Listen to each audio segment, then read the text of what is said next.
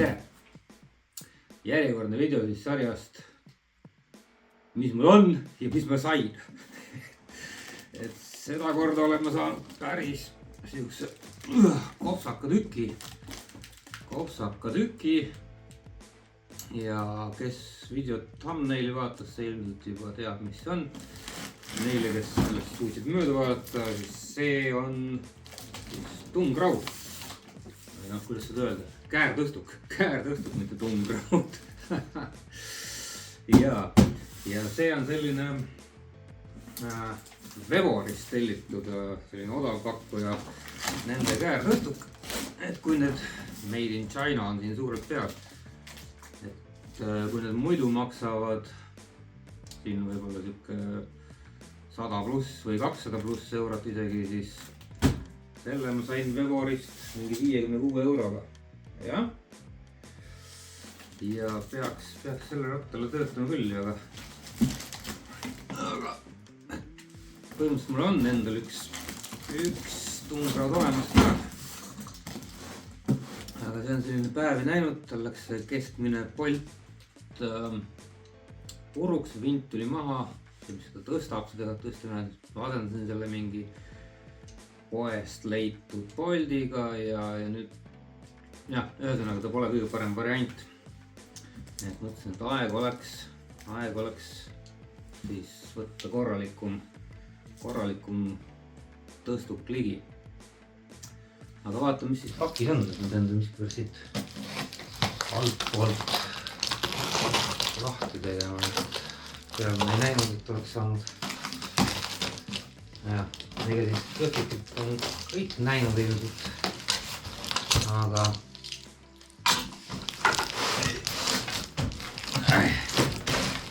nii.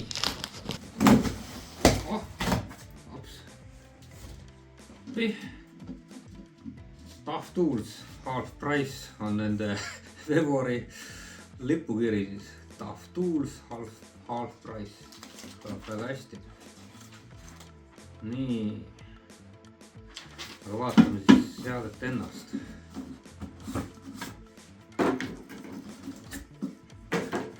Tappisin jälle. Ja siin karbis midagi väga muud ei olegi. Nii, selline kummikihiga üle löödud. Väga mõnusa, piisavalt laia platvormiga. Siin on see kerimine on laagrid. Kerimiseks on siis kaasas jäänud ka pannud padruni otsa. Aga on ka selline jukslik. Ja kui raskust peale ei ole, siis on teda väga mõnus kerida.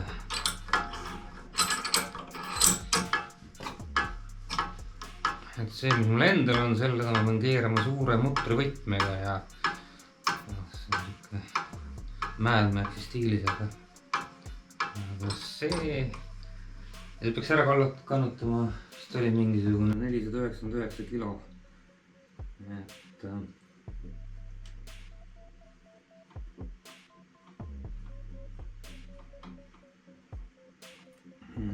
minu arvates jaoks enam kui küll.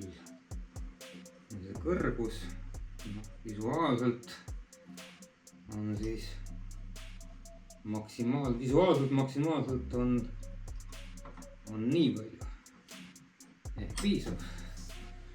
Ja lisaks on siis ka siin üks pulk eraldi kilekotis ja selle pulgaga siis saab blokeerida ja midagi peaks siin valesti minema, siis ta ei kuku tagasi, vaid jääb sinna kaps pulga vastu.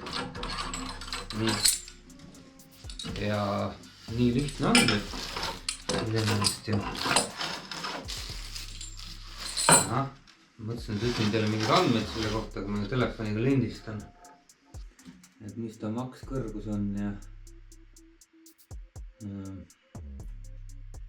ahah, okei, et see lifting range ongi tal siis 95 mm kuni 350 mm ehk siis kuni 35 cm saab teda siis maapinnast tõsta. Ja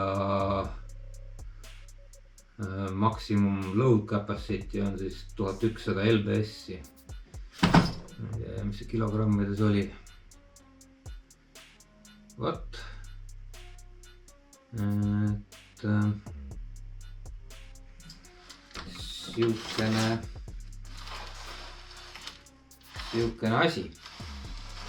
Väga vajalik asi, kui on vaja näiteks tagumine ratas alt ära võtta või esimene ratas alt ära võtta või kas või niisama, kui äkki on, kuna minu ratta center stand'i pole, siis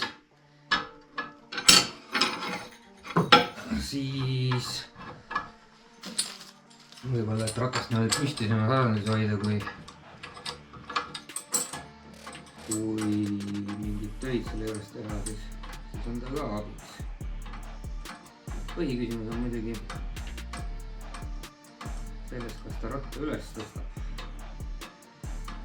Eks seda ka katsetama, noh, et kas see kõrgus on piisav, et näiteks tagumine ratas üles tõsta.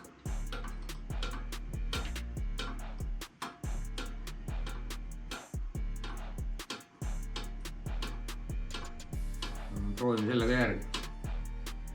No nii. Ikka on põevad teed. Vaatame, kuidas siis siin ratta all istub. Ma tahaks praegu tagumist rattast üles tõsta. Siia alla.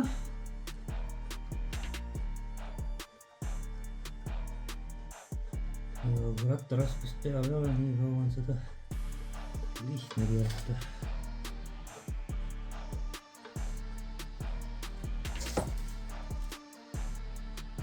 Kas kõrgusest piisab või jääb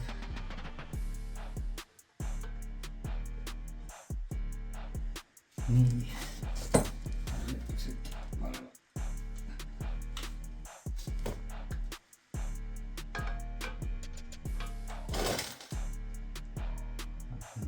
Peaks lõppama.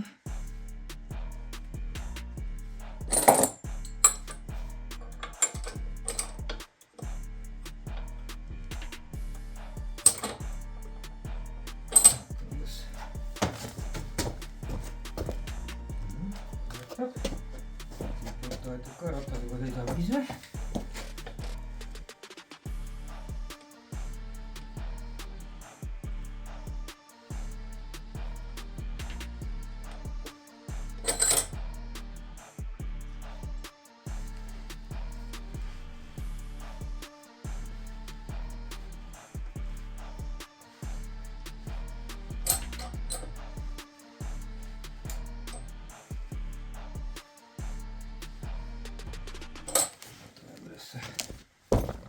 Viies siis on.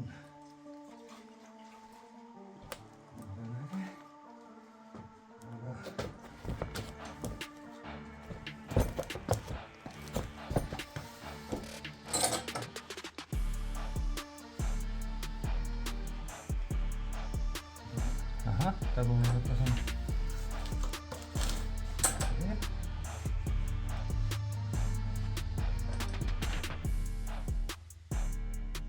Aha. See on nüüd küll huvitav, jah? Nii esimene ratas või ka tagumine ratas on maast lahti. Täitsa püsib. Sel rattal on nagu idekas.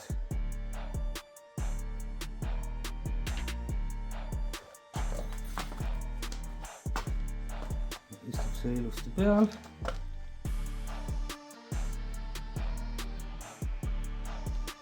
Ahah, pean jõudma nagu maks kõrguseni ka. Natukene veel või? Mulle tundub, et see on täitsa kasutatav seade. Et palju lihtsamalt kui mu vana risuga sai selle ratta ülesse. Praegu küll õnnestus see tõsta niimoodi, et mõlemad rattad on nõus. See on ka vist abiks. Endal tundub kindlam, et saaks niimoodi tõsta, et on kas esimene või tagumine. Kui see teise peale toetab. Kui ma nüüd tagumise ära võtan, siis ta ilmselt vajub raskusega esiratta peale. Lärts.